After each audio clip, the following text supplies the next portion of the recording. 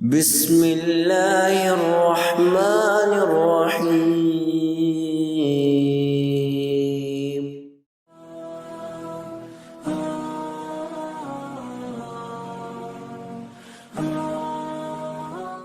حضرت ابو ہریرہ رضی اللہ تعالیٰ عنہ فرماتے ہیں کہ آپ صلی اللہ علیہ وسلم نے ارشاد فرمایا، وہ شخص اللہ تعالیٰ کا شکر گزار نہیں جو لوگوں یا انسانوں کا شکر ادا نہیں کرتا۔ ایک اور روایت میں آپ صلی اللہ علیہ وسلم کا ارشاد ہے، اللہ رب العزت کا شکر گزار ترین بندہ وہ ہے جس نے انسانوں یا لوگوں کا شکر ادا کیا۔ امام خطابی رحمۃ اللہ علیہ فرماتے ہیں، آپ صلی اللہ علیہ وسلم کی اس حدیث کا مطلب یہ ہے، جو شخص انسانوں کے اچھے سلوک اور رویے کی قدر نہیں کرتا اور ان کا شکر گزار نہیں ہوتا، دراصل اسے ناشکری اور ناقدری کی بری عادت ہے، لہٰذا اس بری عادت کے باعث وہ اللہ رب العزت کا شکر گزار بھی نہیں ہوتا۔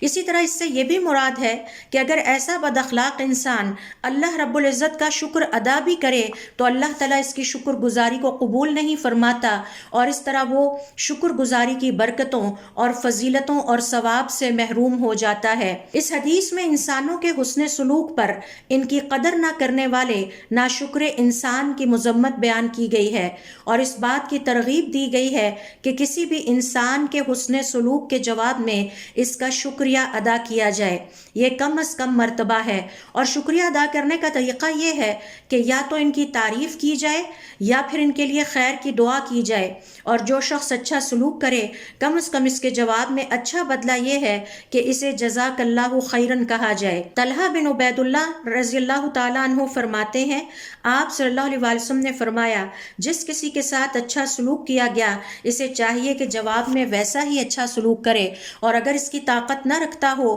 تو اچھا سلوک کرنے والے کی تعریف کرے، لہٰذا جس نے تعریف کی وہ شکر گزار ہوا، اور جس نے کسی کی نیکی چھپائی وہ ناقدرہ اور ناشکرہ ٹھہرا۔ حضرت عمر رضی اللہ تعالیٰ عنہ فرمایا کرتے، اگر تمہیں پتہ چل جائے آپس میں ایک دوسرے کو جزاک اللہ خیرن کہنے کی کتنی برکت ہے تو تم کثرت سے ایک دوسرے کو ہر اچھے سلوک پر جزاک اللہ خیرن کہتے رہو۔